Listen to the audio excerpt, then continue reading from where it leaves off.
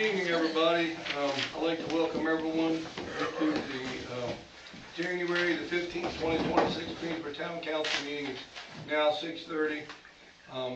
Would you please join me in pledge allegiance to the flag? Pledge allegiance to the flag of the United States of America and to the republic for which it stands, one nation, under God, indivisible, with liberty and justice for all.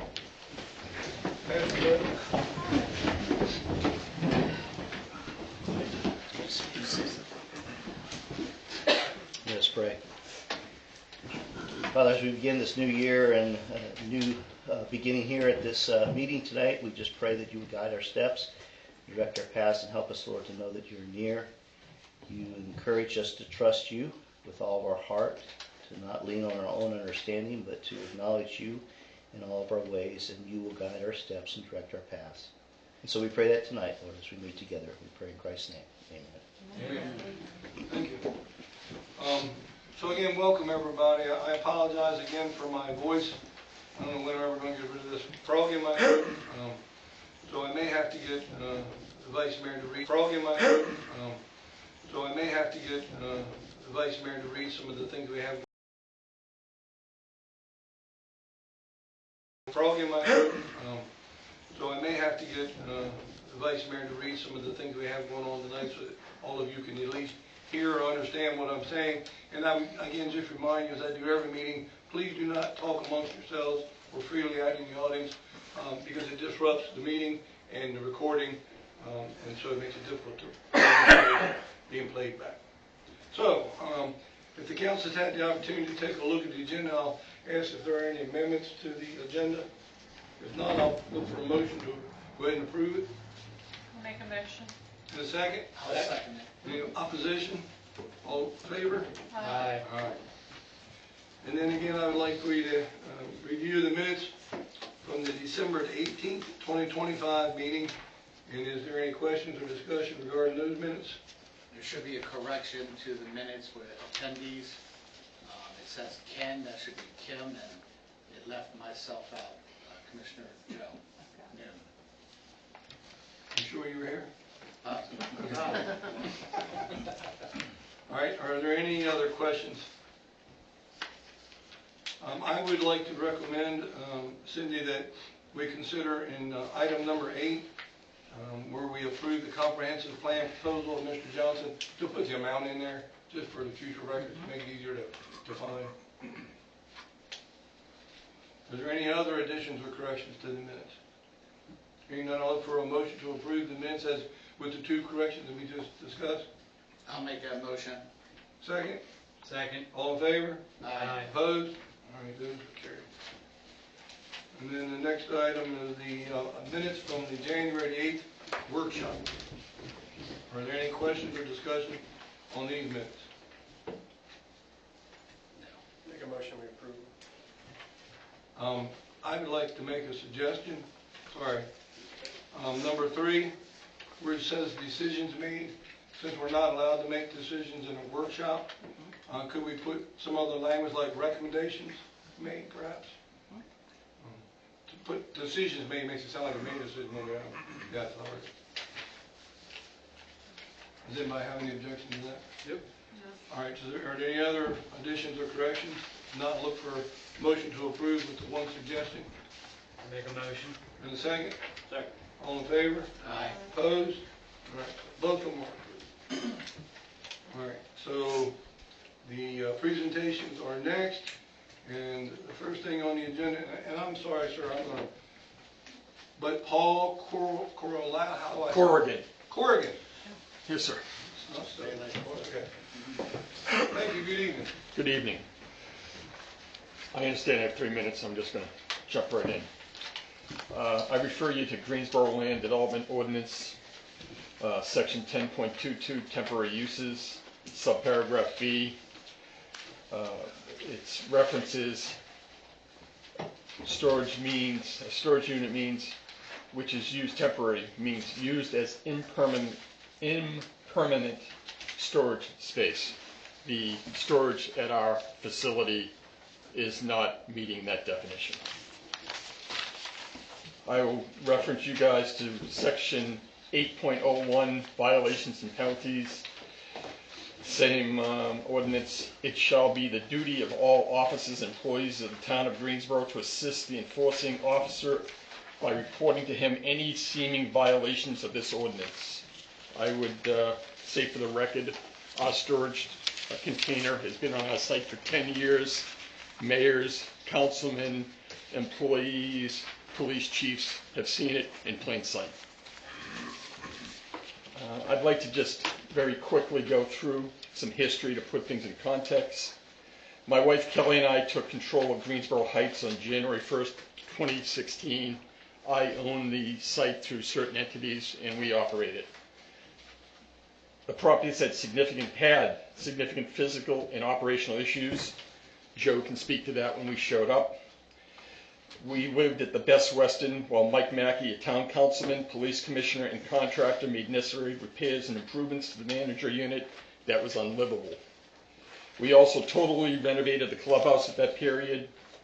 There was a large bright yellow tent that housed equipment and supplies. That was in shreds. We realized a significant amount of equipment was missing, and Police Chief Jeff Jackson investigated, located the missing equipment, and escorted the ex-maintenance man back with a truckload of the equipment, and we needed storage to deal with that equipment. We inquired of both Mike and Jeff about potential storage solutions. Mike recommended a storage container. He sourced its acquisition, negotiated the cost, and oversaw its placement. I paid for it.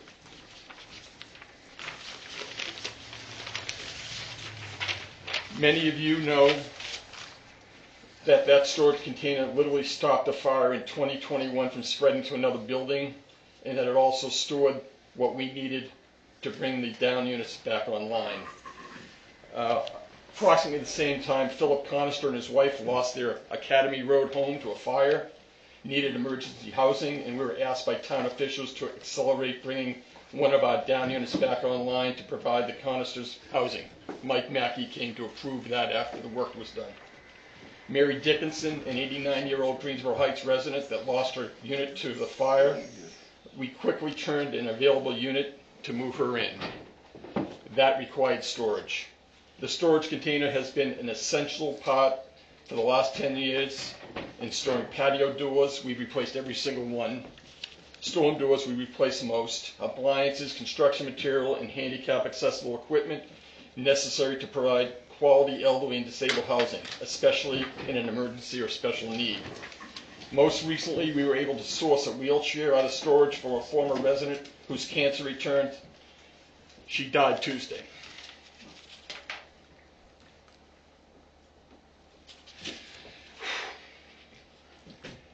Replacing that storage is not feasible nor warranted. And we're willing to come to mutually workable resolutions. Thank you. All right, thank you. I'm sorry for your loss, your resident. Is there anybody on the council who would like to speak? Hey, where are you going, Mr. Paul? I'm gonna let you guys do it. You go. Well, that doesn't mean we shouldn't follow through. So, I can tell you this, I live right across the field from there, and that thing has been there for a while. I don't see why we can't grandfather it in, and it does help the senior citizens over there. I mean, with storage, I mean, where else is he gonna get storage? I mean, Could he sell it and build something that is permissible? I don't know, I'd like to ask him if he left.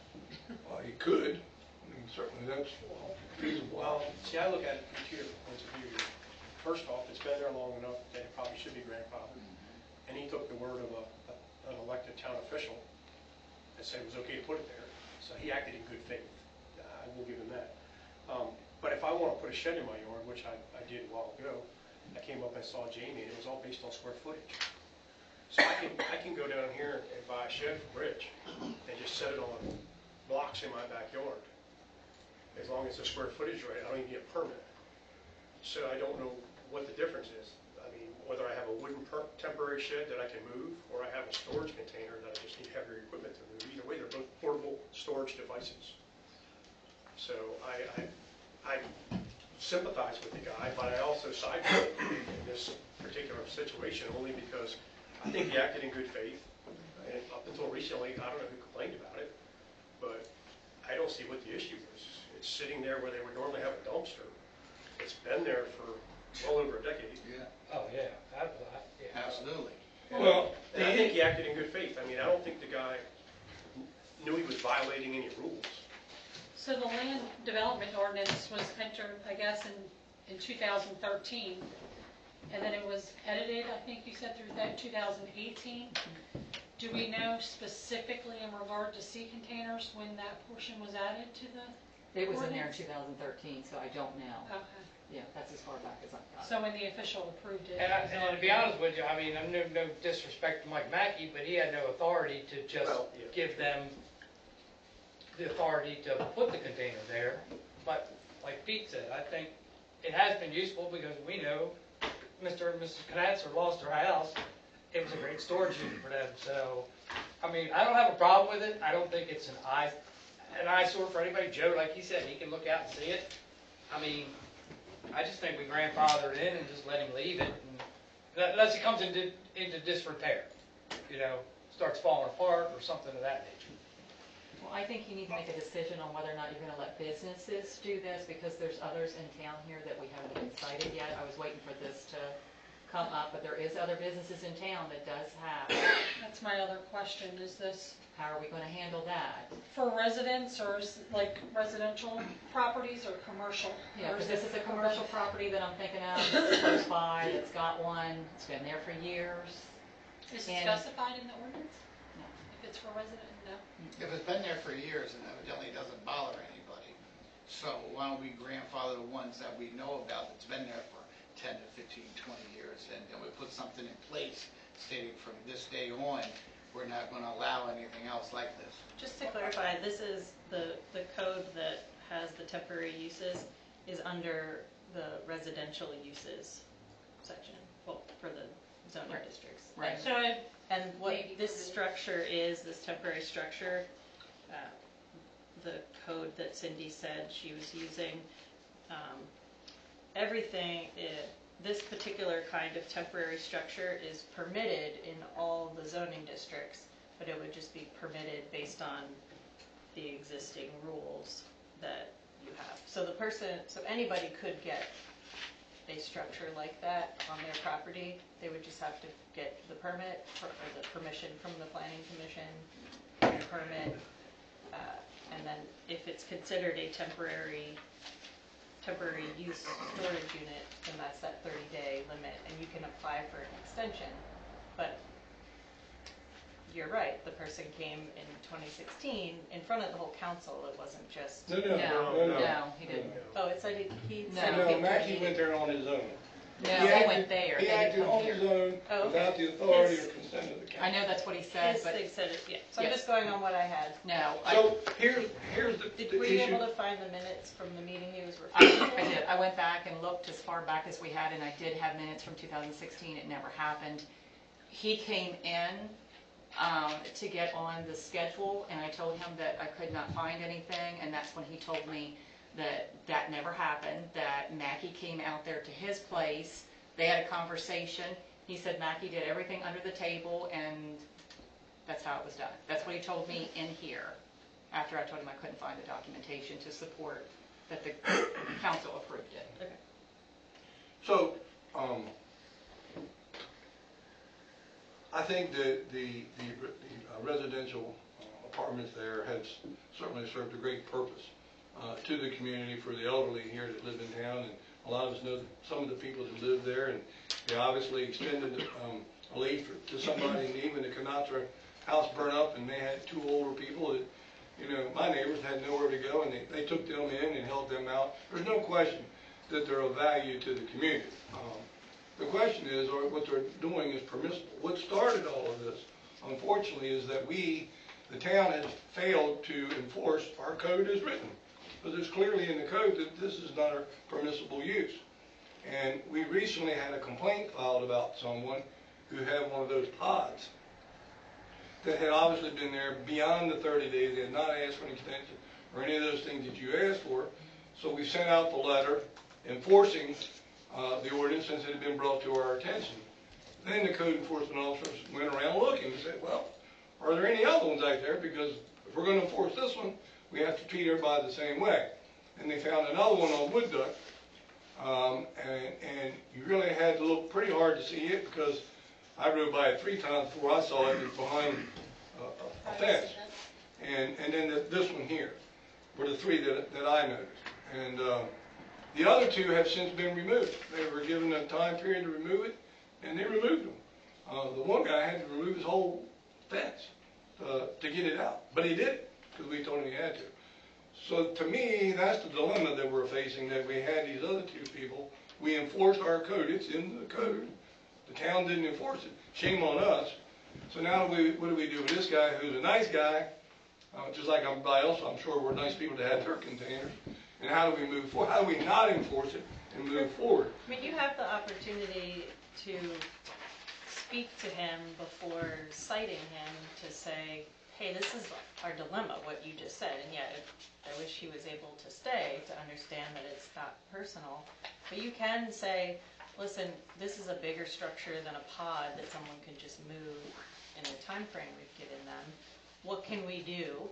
Do you need to get permission either through a special exception or a variance? I don't know what the limitations are on his site for building a more permanent structure to house these items that he said are. This is a full tractor trailer Yes, pod. I've seen it. It's not as easily removed as a pod, right? So I don't know how that we can grandfather it in because it's obviously been in violation for many years.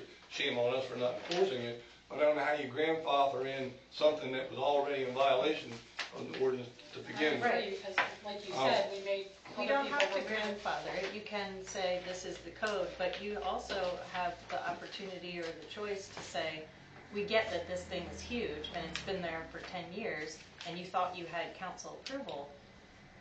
We'll give you more than 30 days to solve the problem. There is no like 30-day or there's no 30 days or we're penalizing you. Well, you can, as the zoning administrator, can give them an amount of time that you think is reasonable and try to work with him. Well, I mean, I know we can do all that. What I think we need to do, what I'd like to see the council consider doing is revisiting the statute. We could temporarily, put this complaint in abeyance while we're deliberating what to do moving forward. Because obviously this was put in some time ago when, now these pod things are readily available. Well, this and there code may be is a not need for so them more old than that- 30 days. The code does not predate pods. I think Cindy said there was a 2013 and maybe a 2018 update. I mean, accessory structures that are supposed to be temporary, like you said, you don't want everyone just putting one on their property. So revisiting the code might accidentally create more problems aesthetically or visually or in the look of the town that you're trying, or the town aesthetic, I guess. So I guess I'm confused because you keep saying temporary container. Well, I can go over here and buy a shed and put it on cinder blocks in my backyard, and it's technically a temporary container. well, it's not a container, it is a building, right? So yes, there are words that, So it's a play on words. it's not I a, mean, so, the guy put this there 10 some years ago as a shed. Longer than that. As a shed.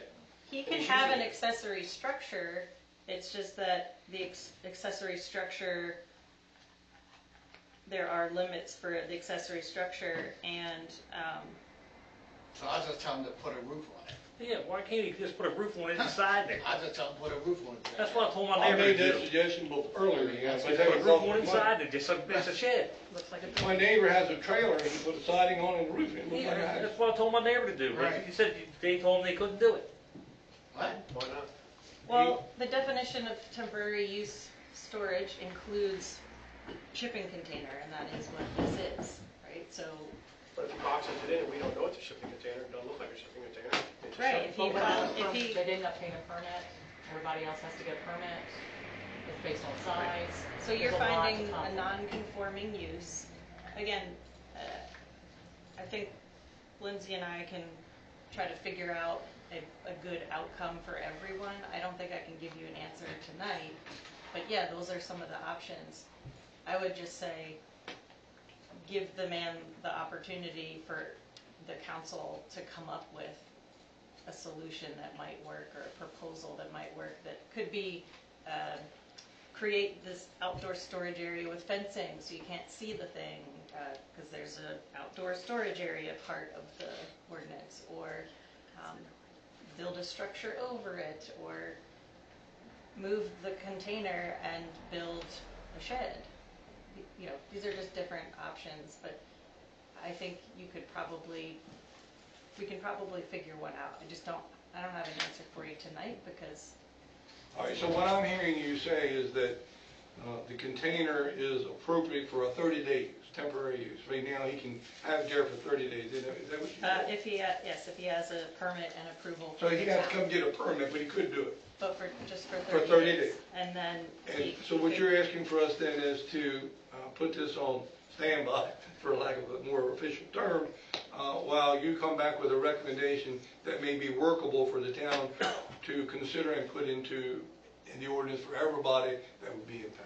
if you want an ordinance change, yes, that's what we can do. Or we can hear from the council about what might be a good solution for him, where you wouldn't have to revise your ordinance, but he could figure out a way to be in Well, I think, compliance.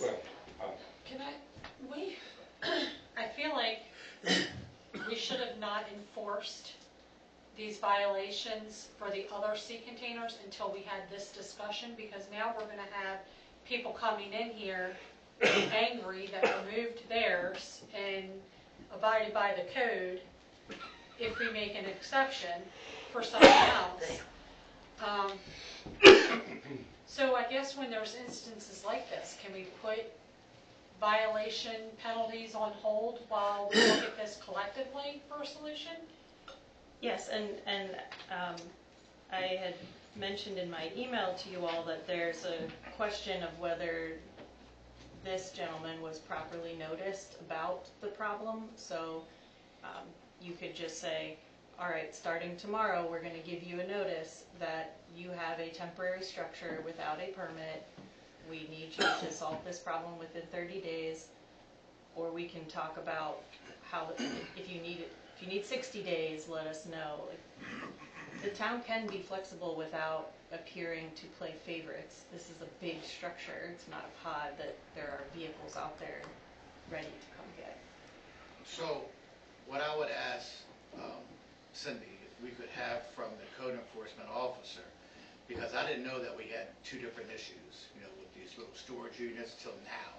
I would like for every meeting that we have a list of code violations.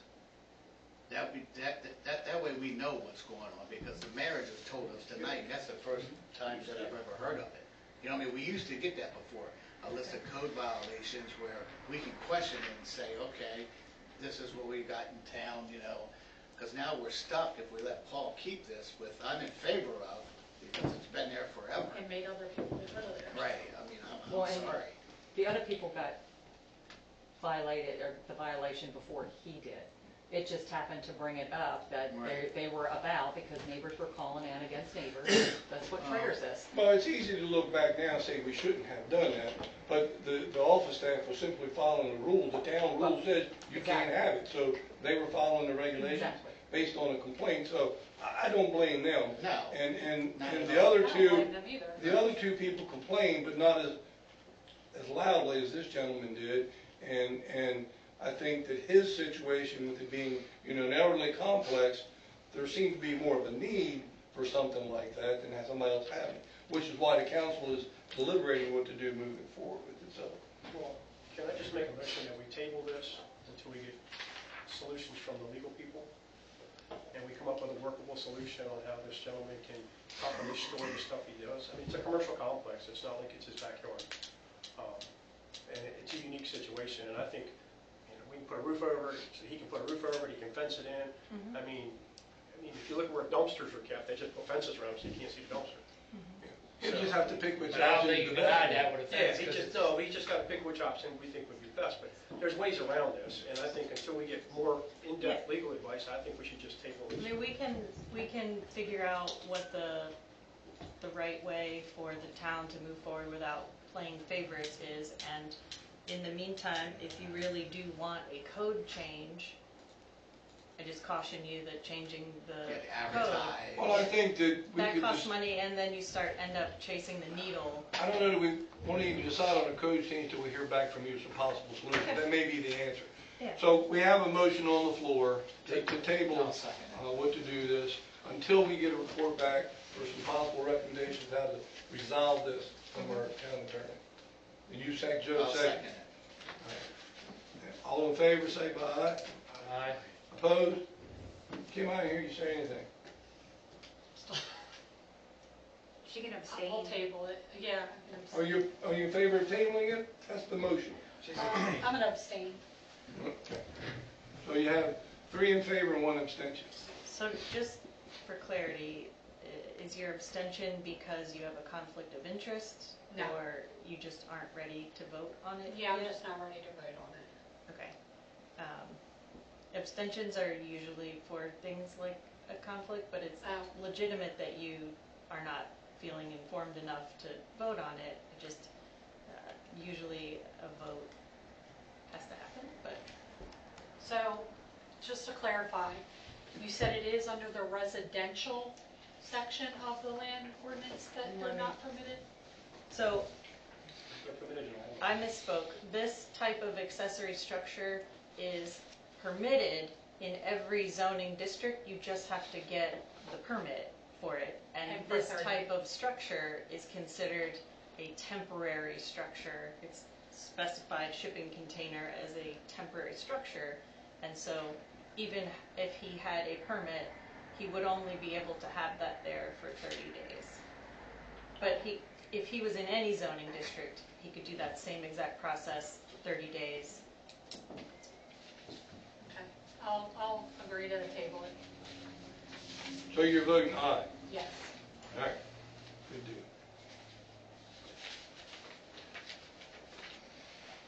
All right. The next thing we have on the agenda, which I seem to have misplaced, is proclamation, and the Vice Mayor is going to read that for me.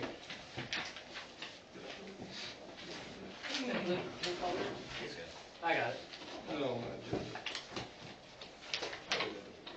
There it You got everything, you ready? is. I do.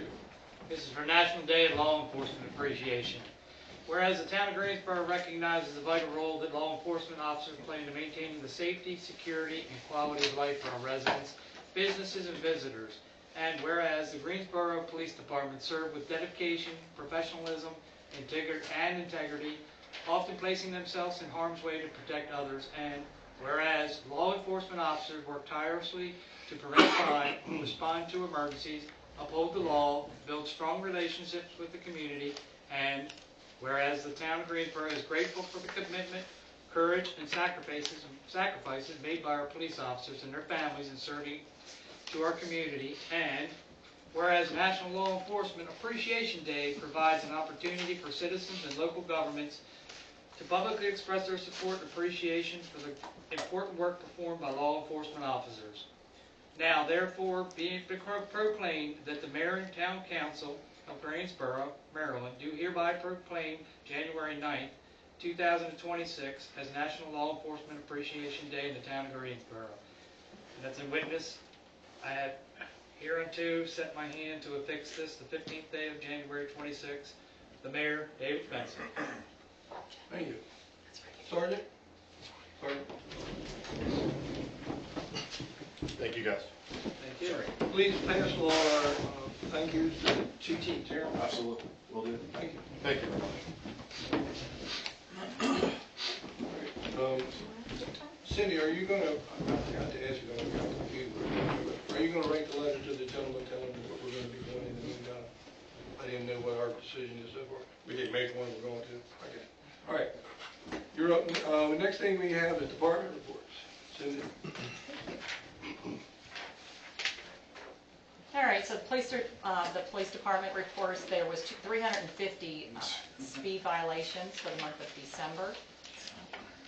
No training in the month of December, no updates on grants. Just a community notice, the police department would like to inform residents of recent break-ins and attempted motor vehicle thefts. I don't think there's been anything in Greensboro, it's just the surrounding area to be aware of. And then on December the 15th, the Greensboro Police Department were assisted by the Maryland State Police in a joint effort in apprehending and arresting of Robert Alexander Salmon of Felton, Delaware. He had 3 outstanding warrants, failed to appear through the Maryland State Police and the Caroline County Sheriff's Office. During the search incident to the arrest, officers located 247 wax foils containers containing suspected heroin and fentanyl. He was also charged with possession with the intent to distribute. On December the 23rd, Chief Trams served a warrant on Anthony James Evans for an outstanding bench warrant through the Caroline County Sheriff's Department for failure to appear. And then all of their statistics are listed on air town hall streaming. Can I ask the sergeant a question before you leave the police department? Sure. The speed camera report, it said that there was 58,674 cars that passed through there. What time frame does that include? Is that 24 hours a day, 7 days a week? Is it just when we can write the violations? So blow your mind that it's Monday through Friday. Monday through Friday, 6 to 8? 6 to 8 p.m., correct. So it's 58,000 just in that time period from Monday through Friday? That's correct. That's a lot of cars. All right, thank you. If I make a statement as well? Sure. Just to clarify, the 2 attempted break-ins, they were within jurisdiction. Yes. And But if not I- in town limits, they were just. No, they were in town. Okay. I took the reports personally. Oh, for the break-ins for the cars? Yes. Oh, okay. Cool. And if I make a request, we can have a closed session to discuss department personnel after. Not tonight. Yeah, fine. You gonna do it tonight? We've already Yeah. got a closed We session. have a closed session scheduled, but he's not on it. No. If I can make a request to speak, and it's pretty dire. You have to go through the chain, which means you come to me, and then it goes to the mayor first. Well, I mean, ordinarily, we wouldn't accept the request, but you're telling me it's a dire situation. I suppose unless the lawyer says we can make an exception, if the council wants to meet. I think we should. All right. You can Yeah. hear his Okay. matter first, and then after he is finished, then you can do your other closed session that you already had Well, scheduled. we'll just take him first since he's already here. Right? Thank you. Thank you. Okay.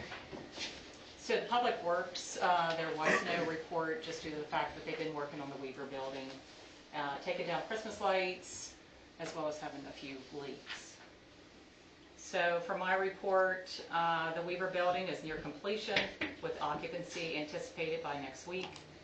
Utility billing audits are ongoing. Meter inventory efforts continue. Reviewing contracts for the 2026 year, that's going to be Susquehanna, the USG, and also the copier services. Reviewing renewal of health, dental, vision, long-term, short-term, and life insurance premiums. Chesapeake Workers' Comp audit is scheduled for January the 26th. Final billing for Goldsboro Sewer was done on December 31st. They're required to pay the town on a monthly basis now. Any outstanding fees will be a 2% late fee attached to that. We are mandated by agreement to continue billing the 25 Goldsboro County residents on a monthly basis. On vacation, I will be on vacation from February the 2nd till February the 6th.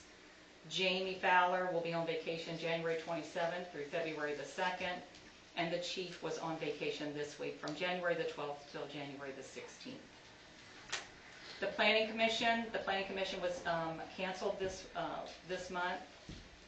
They are proceeding with the comprehensive plan in collaboration with Mr. Johnson. So more to come on that progress. And the second phase of Kinnaman Meadows project remains in the planning phase. Human Resources, the town hall personnel recently completed training on MCSJ dashboard. Revisions to the employee manual and development of light duty policies for all departments are underway. And the police department manual has been updated and is now published on the website. Under finance, the fiscal year 23 audit is now in draft statement from the auditors and are with the accountant for his review. I did speak with him today. There is a few other areas that he's reached out to me for that I'm trying to get information back to him. He's saying it'll probably be hopefully completed in 2 to 3 weeks. The FY24 audit will begin as soon as we finalize the fiscal year 23. I will say that the town hall staff and myself have been working diligently to get everything transferred into the system so it's a little bit easier for them to be able to do the audits. Yes, just so the council knows, I was there when we talked to the auditors the other day and stuff, and while they were putting this into QuickBooks and all of that, the 24 and 25 audit should go a lot quicker. Hopefully we'll have both of them done by this fall. Yeah. It's just a matter of entering in there, and 23 is what took so long. Yeah. So we're getting near the end of the road. We'll see the light at the end of the tunnel. So you're entering 24 now too? Yes. Yeah. So 24, not into QuickBooks per se in MCSJ, so that they can pull the documentation out. They've been assisting with getting all the deposits in QuickBooks while we're working on the credit cards and all of the accounts payable and coding them. He's put in a new coding system and everything. So they've been diligently working on that. Data is being imported from MCSJ to ensure accurate accounting and preparation for the fiscal year 27 budget. To date, we have received $30,261.26 in speed camera funds. Community events, that's going to be a reminder for the hometown hero flags. I've got the applications up here. They're also available through the town office. We can also email them. Their first order goes in tomorrow. I want a reminder that the basketball program registration will begin on January the 16th, and I believe there's a new Facebook page for that. And then just a few other items that we need to look at as far as council approval. I will not be here for the workshop for February the 5th, so I'm looking to change that from February the 5th to February the 12th.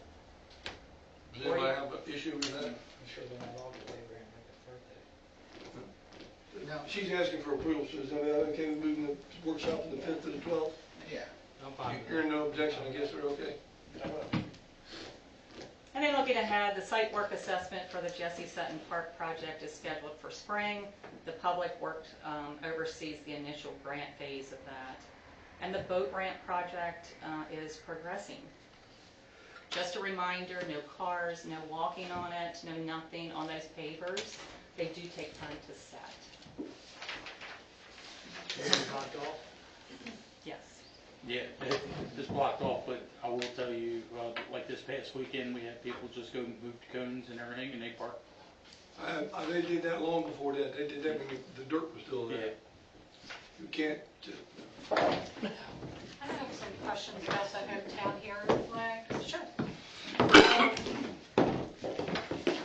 So I believe, if I'm remembering correctly, it was said that they, when this was a discussion, I guess, the council had said that the hometown hero flags were only for residents that were from Greensboro.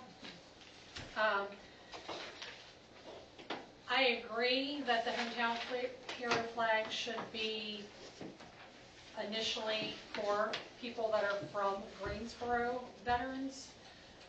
But I feel like if we have a lack of participation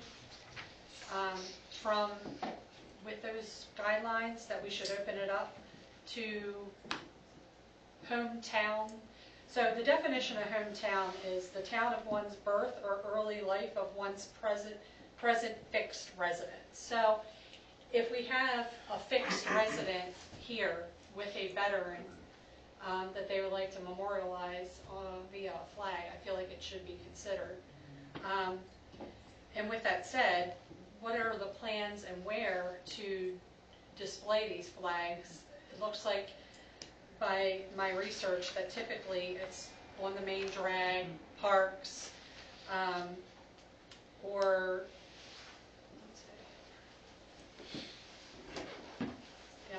downtown Yeah, areas. it would hit Sunset and then Main. Okay. Yeah. So do we know how many that will accommodate?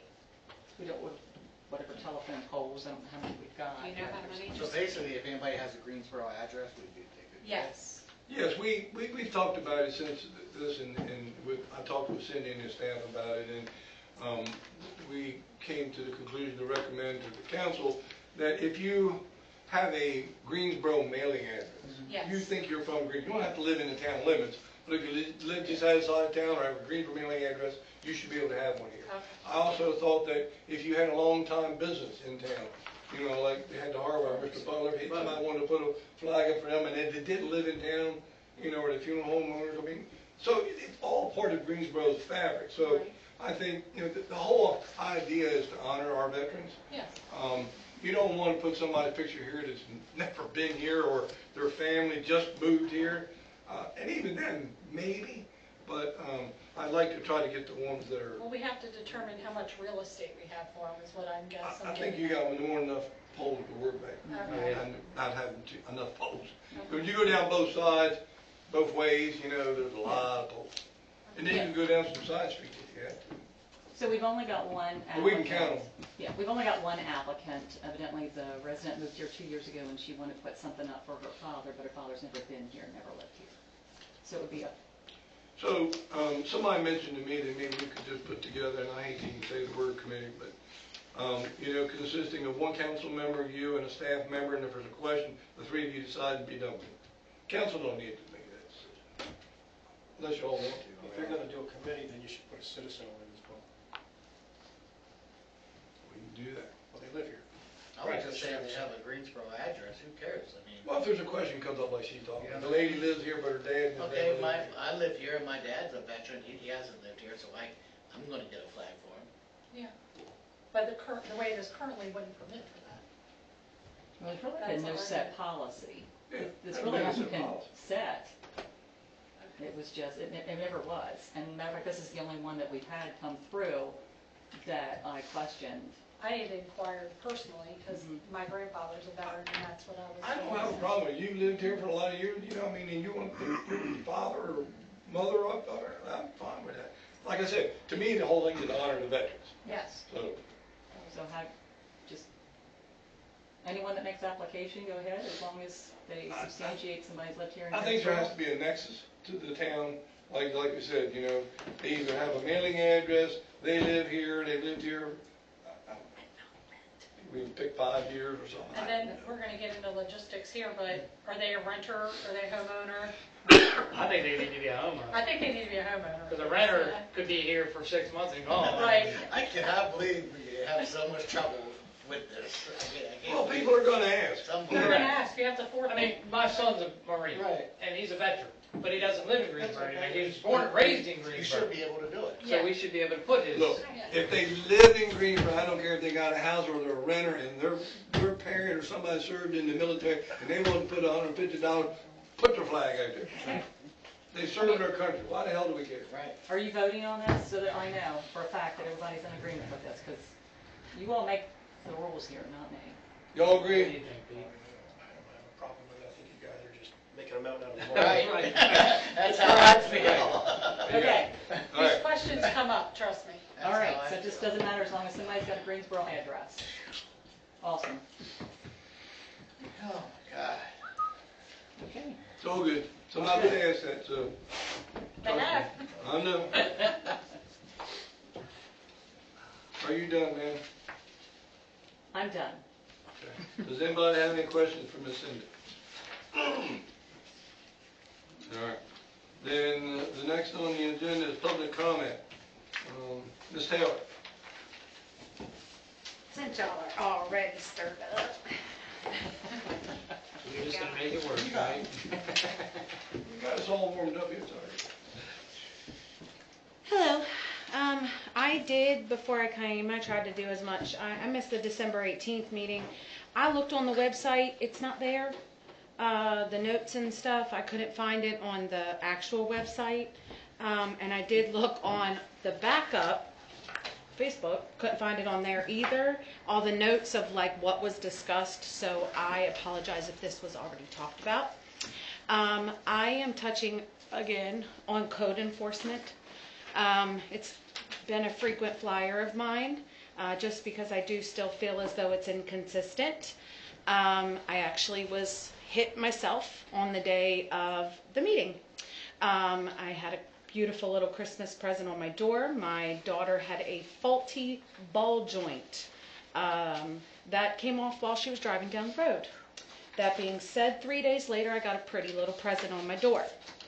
I went and researched all the code enforcements to double check.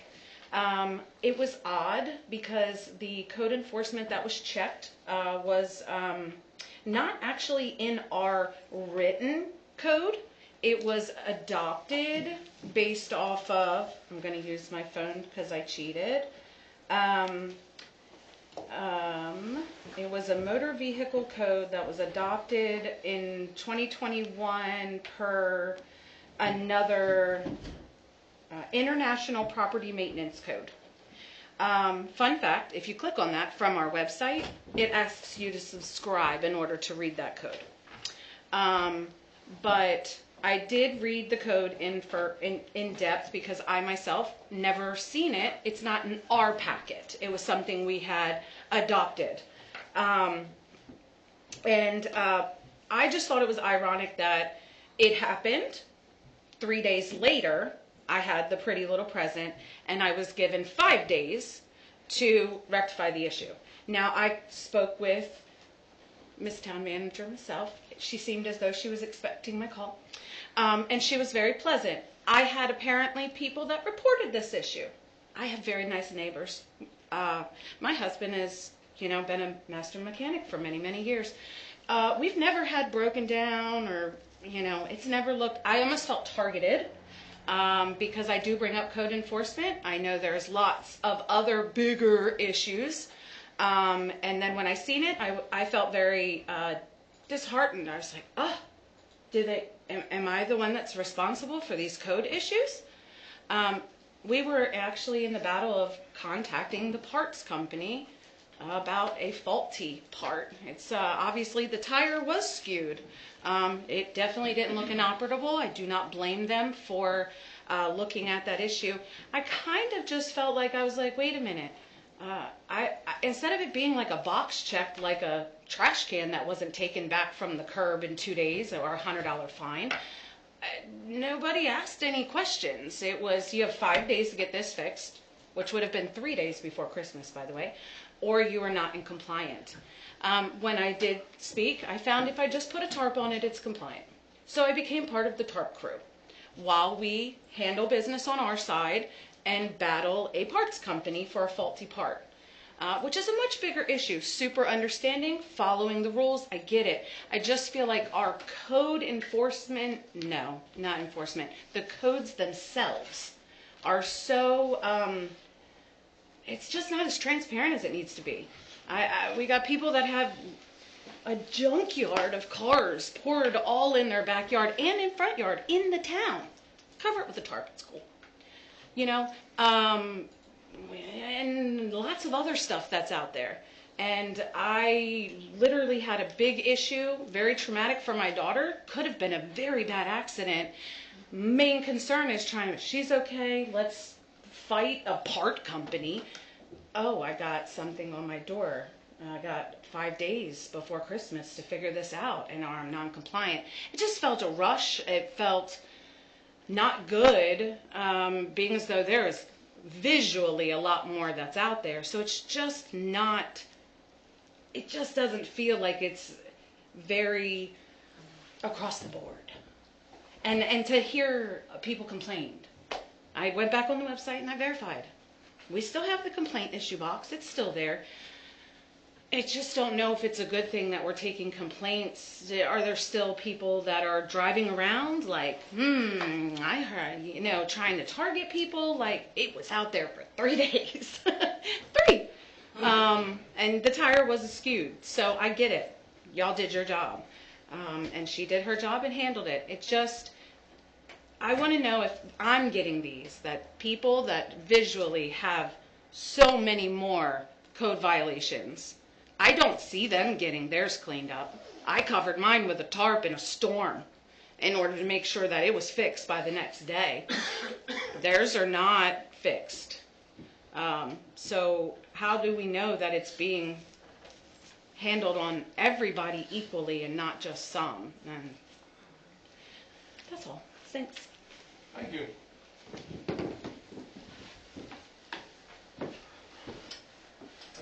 I will tell you this, that I think that's one of our least favorite things that we do. I'm being honest, because it's a damned if you do and damned if you don't thing. If we get complaints and if we don't enforce them, then we're wrong for not enforcing it. And when we do go out and enforce it, then everybody, not just you, says, well, what about him? What about her? That one didn't get one. Why I get one? Why only 5? So I don't know what the answer to it is. I wish we need to come up with an answer, but we haven't found one yet. And you know, we tried to walk that fine line, and I think for many years here, we tried to be Mayberry, and we let a lot of people slide. And now when we got bit many times and bit hard, we weren't being fair and consistent, and we should be.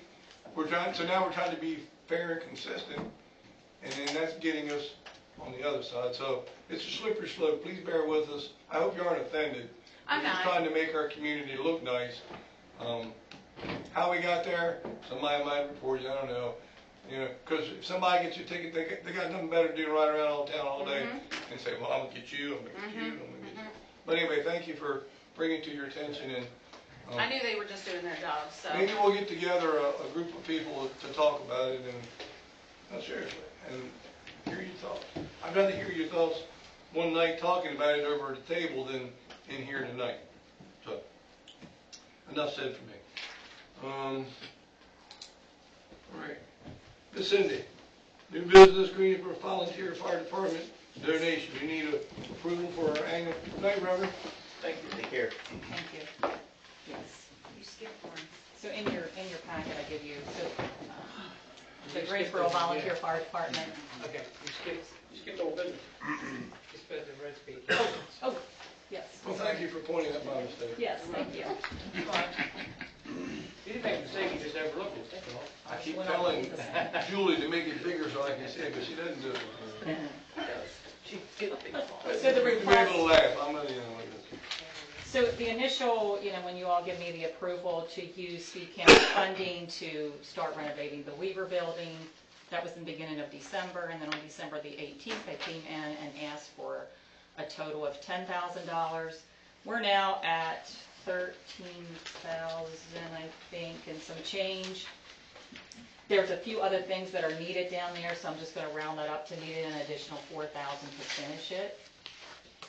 We have had some hiccups where the ceiling tiles were cracking. You couldn't, every time you moved them, they were falling apart.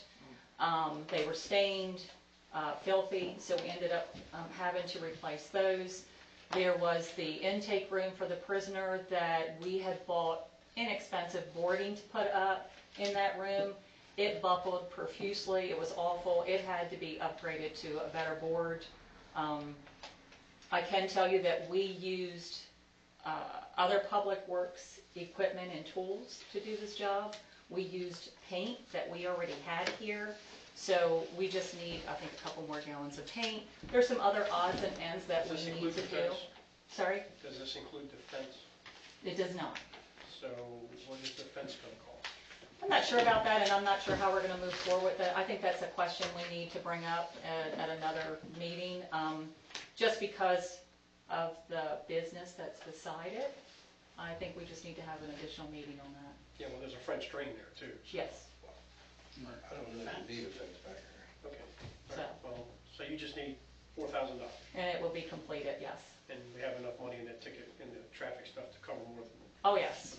Yes, and just so you know, to date, I think you heard me say, we've received $30,261.26 so far in speed camera funding. Yeah, Yes, it did include the $900 you put in there for the sign. it did. I'm pretty sure of my calculations, yes. Because it's not in here. That's what I was. No, this is what we've done to date Okay. for the 10,000. Yeah. You had given me All some right, extra. so how much more money? 4,000, You want $4,000 more from what you've already spent. correct. So what would that bring your grand total to? That's gonna be 14,000.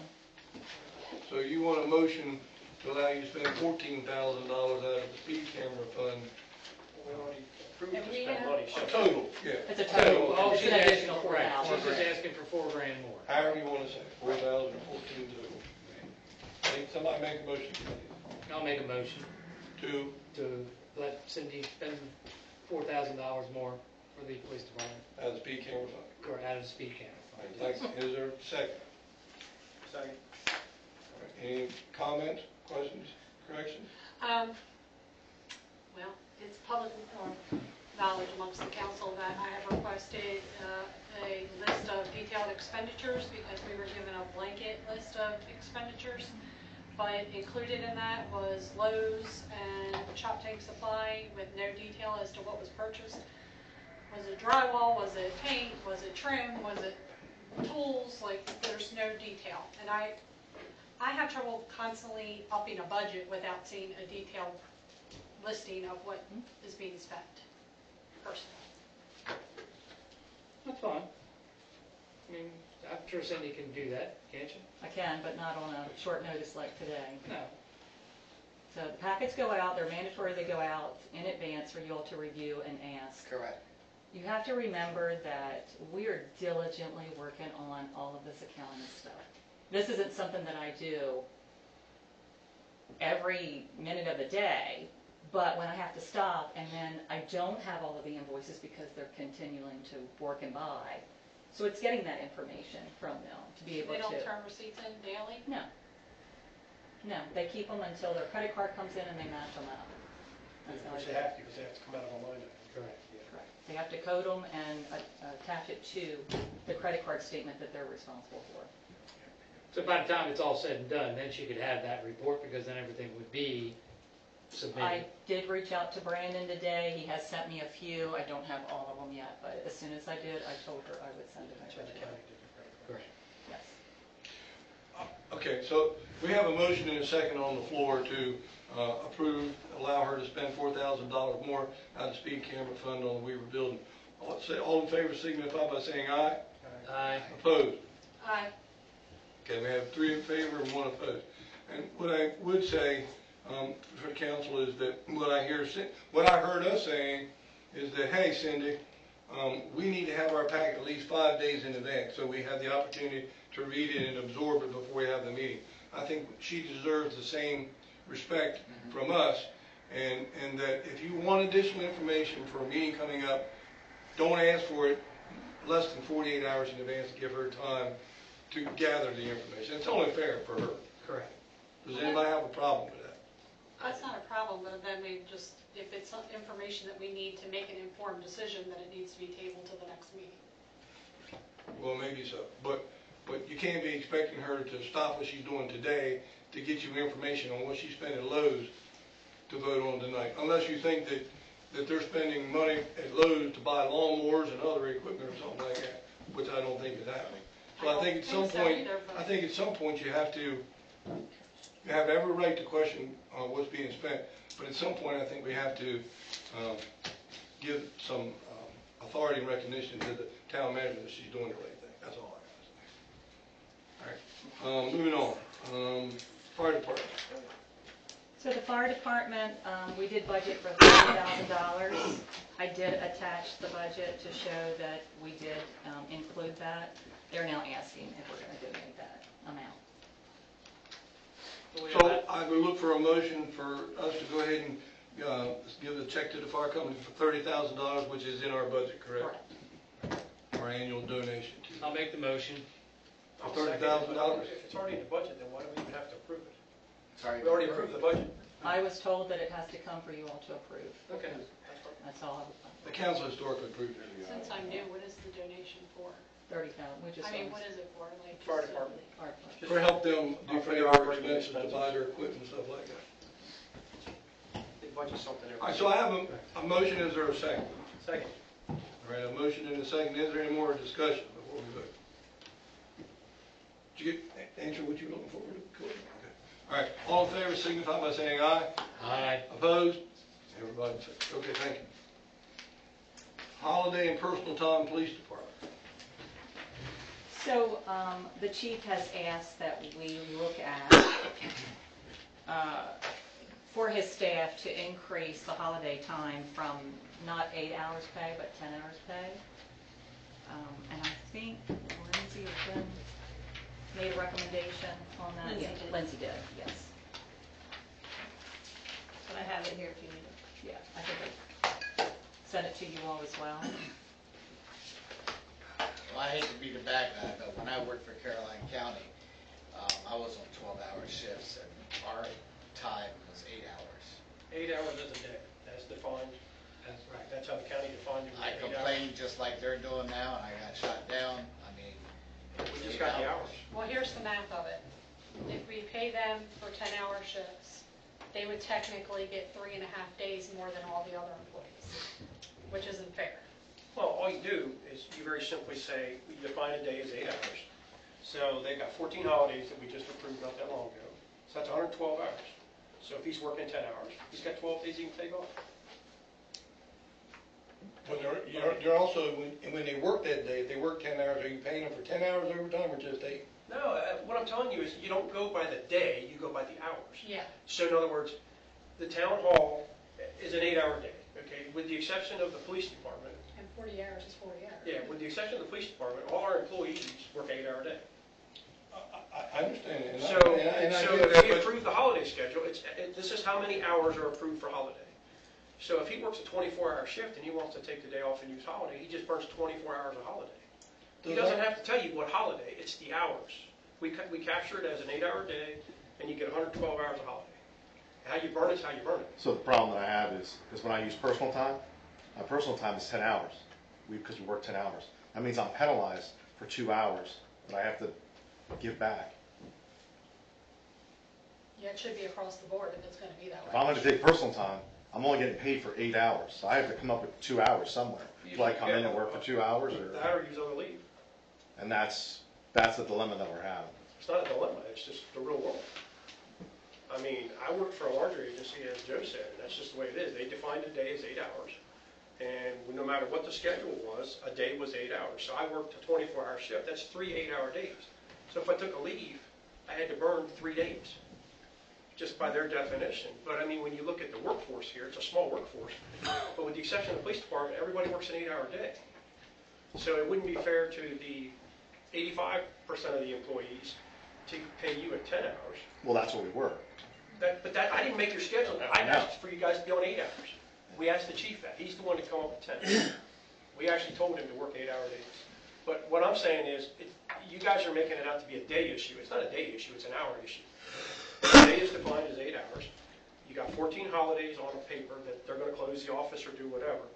But that's 112 hours. So for the police department working a 10-hour day, if you take a holiday, you're just burning 10 hours of that 112 hours.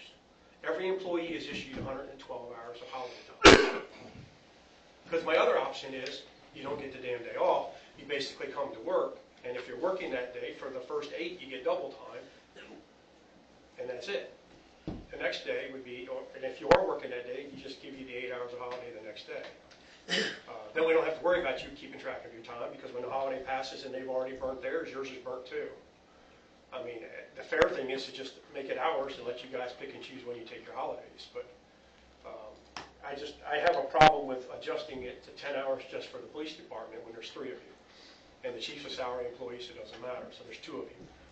That's just not fair to the other employees. And it's not practical, and it would be very hard for the bookkeeper. I mean, if we just define a day as 8 hours, and that's how we do it, I think that's the best bet.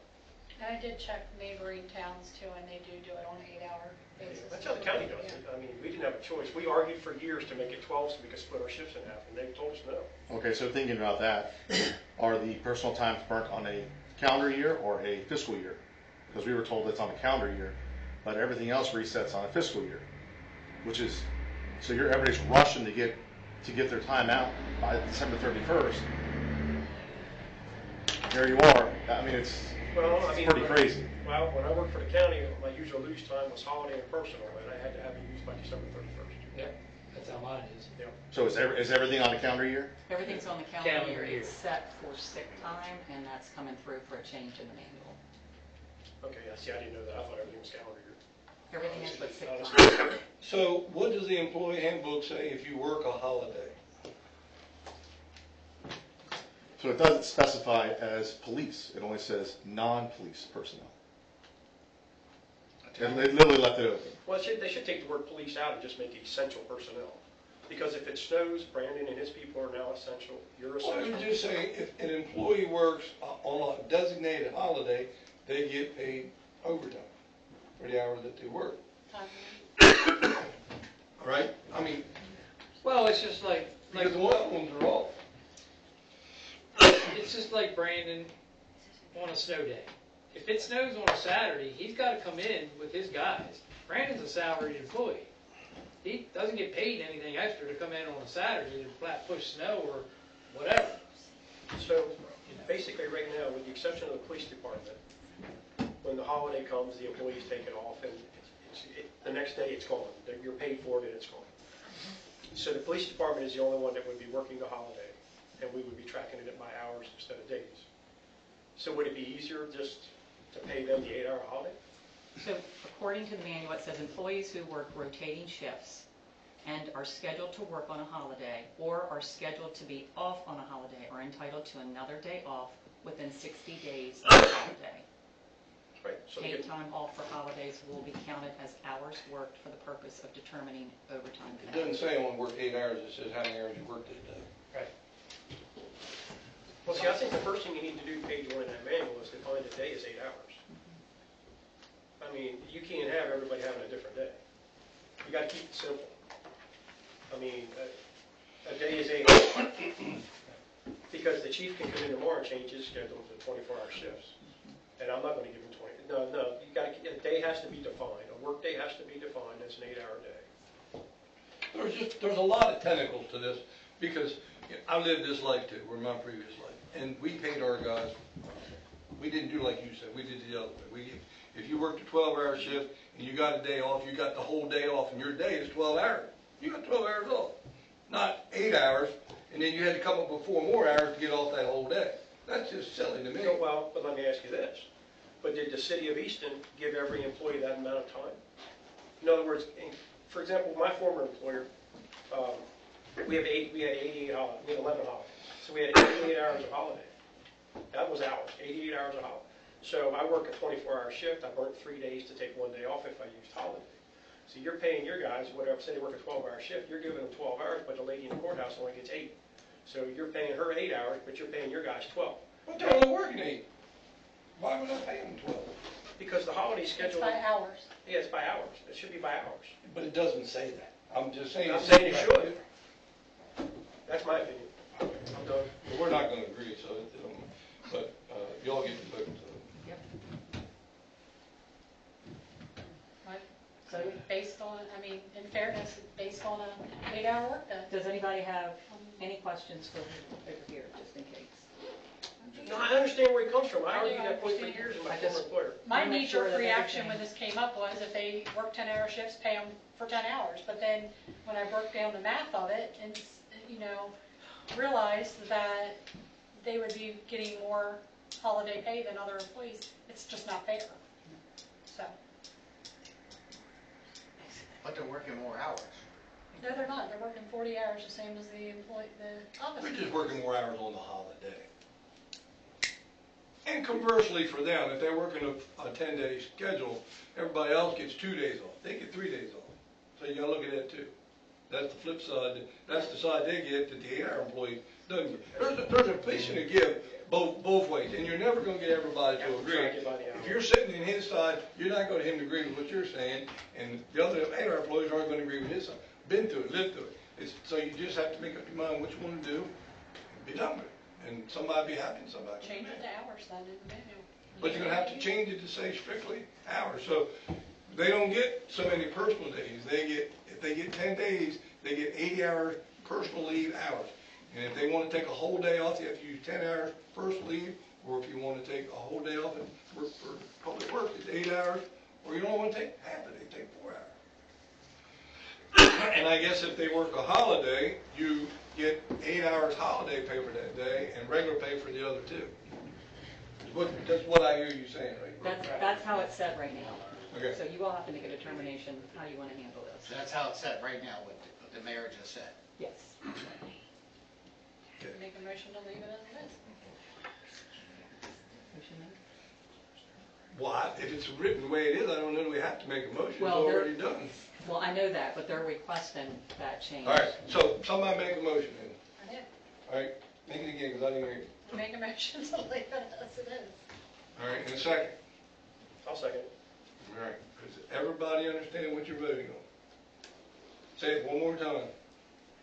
Cindy, so Oh, everybody I'm understands. sorry. You are voting to keep the policy as it is, where it's an 8-hour holiday pay. Yes. Okay. All in favor, signify by saying aye. Aye. Opposed? All right.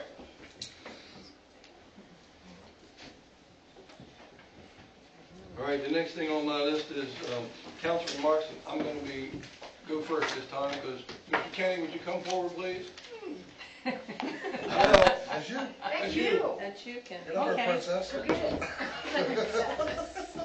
Princess. That's right, look at her. I have no idea why. Maybe you paid them off, I don't know, but the police I department don't know why Yeah, either. picked you Public for the, Works. Public Works. public work picked you guys for the I best don't know Christmas why, they had. my phone's house looks better. I agree with that.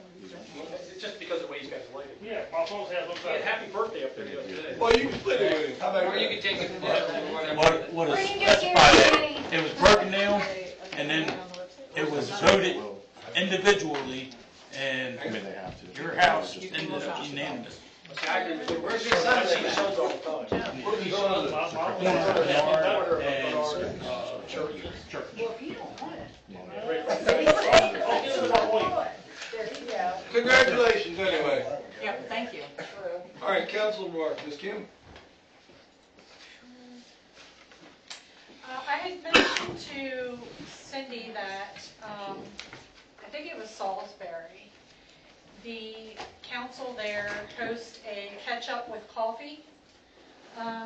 Their council does, where they can go out and meet with residents in the community and just have conversation. And I feel like it would be a good way for us to connect if we were to host something like that. So it's like coffee with a cup. Pretty much, Yeah. same concept. And are you talking about having the entire council there? Would that constitute a Whoever quorum wants and be a to. violation? It's a quorum. It's an open meeting act violation. So you couldn't have all the Well, council? you're not discussing town business. Yeah, but you are. When if you're It answering would be questions from the difficult public. to parse, yeah, it would I be mean- easier if it was like, You can have two. I want to you can pick have my two 3 council favorite council Yeah, members. they're gonna ask you for No, your that would be opinion, quarantine, what you too. think, and that kind of It stuff. don't have to be It's a two. good You can have idea. two, I just yeah. don't think everybody could be You included. can have 2. You could take turns, 2 go one time and 2 different ones another time, or You something know. like that. Just schedule multiple dates. Does anybody else on the council have any interest in doing this? I like coffee. It just have to be after hours, because All right, so, I was thinking like maybe Miss Saturday Cindy, would morning. you work with Councilman Pete and Councilman Lady Kim to set up a meeting for them to attend the first one? They volunteered. We can have it here. I like scones too. I know a place that makes good scones. Okay. Mr. Joe? I don't have anything. Good man. Me neither. Mr. Pete?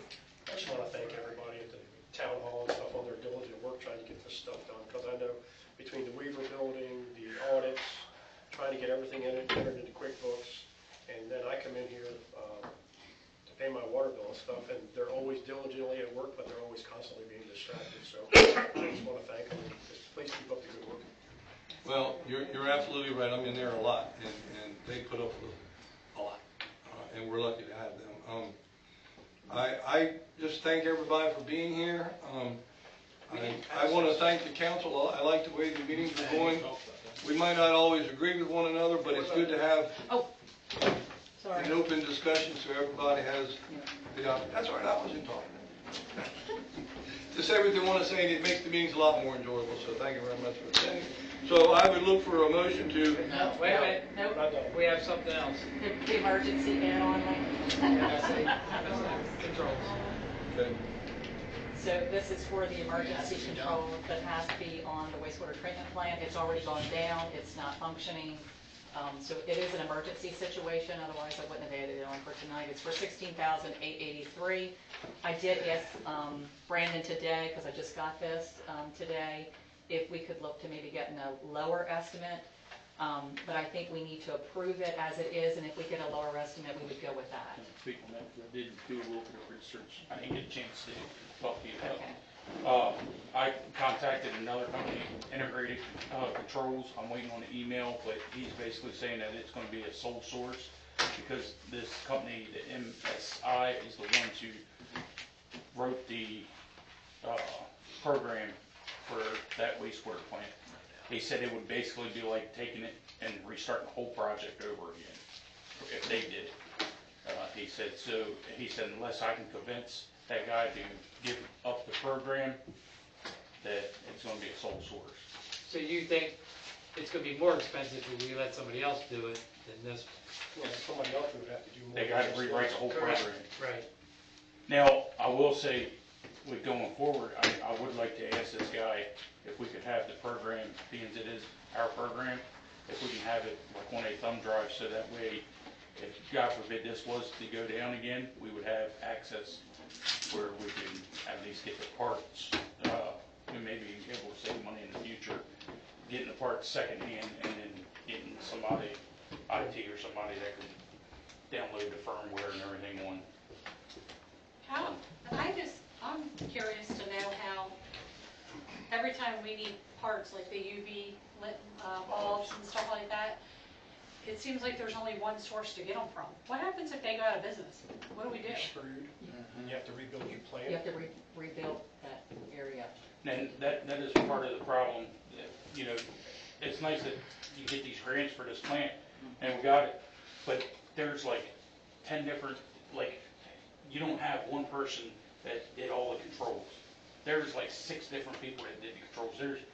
Inside each panel has who done what control, and that's who you go to. This guy's out of Owens Mill, so which is turnaround time's a little bit quicker.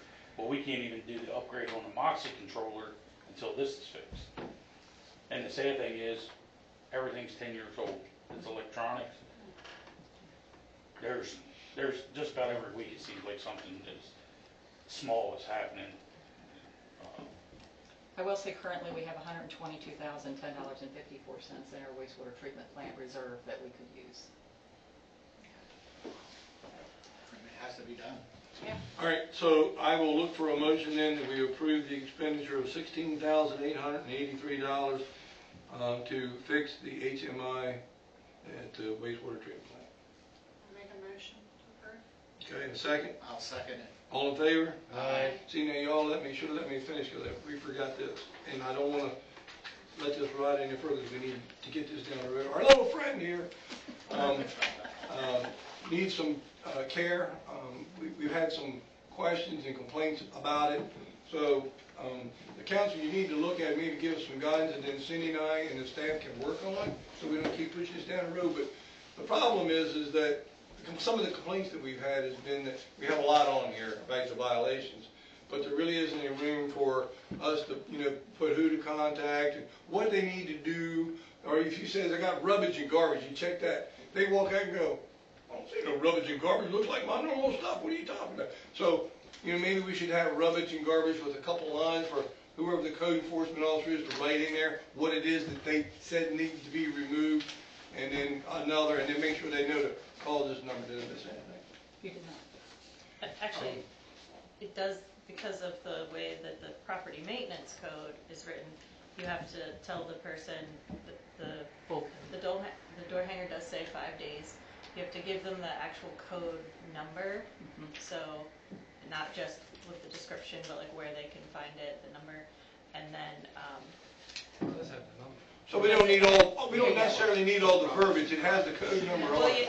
the verbiage like could be, the verbiage could be shortened as long as And they leave have a couple the, lines so you can Yep. specify how to correct the problem. Like, it could be like, rubbish and garbage could be like, couch on the porch, get it off. I think what we're gonna do. right, is so we'll making fix sure the that there's a reconstruction. specification,